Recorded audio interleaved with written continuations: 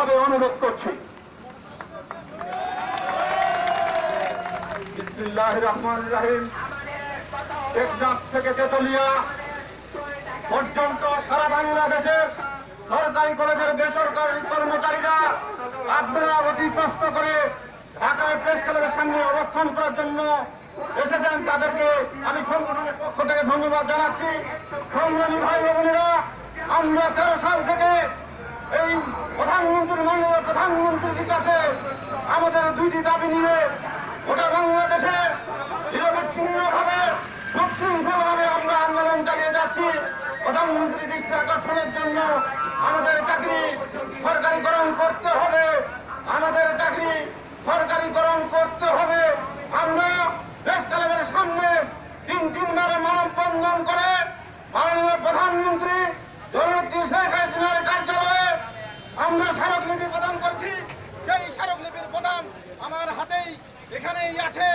স্মারকলিপি প্রদান করেছি আমরা 8/10/2018 এবং আমরা কোনো আর আস্থা না পেয়ে আবারও আজকে 8/11/2020 তারিখে প্রেস ক্লাবের সামনে অবস্থান কর্মসূচি পালন করতে যাচ্ছি।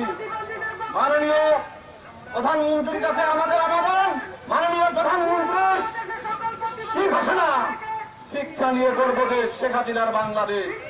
আমরা চাই মাননীয় প্রধানমন্ত্রী বঙ্গবন্ধুর কন্যা জননেত্রী শেখ হাসিনা, আপনি তো জানেন আপনার বাবা ঢাকা বিশ্ববিদ্যালয়ে চতুর্থ শ্রেণীর আন্দোলন করতে গিয়ে উনি বিজয়ী ছাত্রত্ব বহিষ্কার হয়ে গেছেন। তার পরিপ্রেক্ষিতে আমরা আপনার কাছে আগুন আবেদন জানাচ্ছি। আমরা 15-20 বছর ধরে সরকারি কলেজগুলোতে বেসরকারি কর্মচারী নিয়োজিত আছি। আমরা 200 থেকে 300 টাকা পর্যন্ত ডেলি বেসিসে হাজিরা পাই। আমাদের কি অপরাধ? আপনি আমাদের কাজ যখন চালিয়ে যাচ্ছেন তখন আমাদের দরকার, কিন্তু 13 সালে যখন একটা সার্কুলার হলো তখন আমাদের কিছু বলার নেই।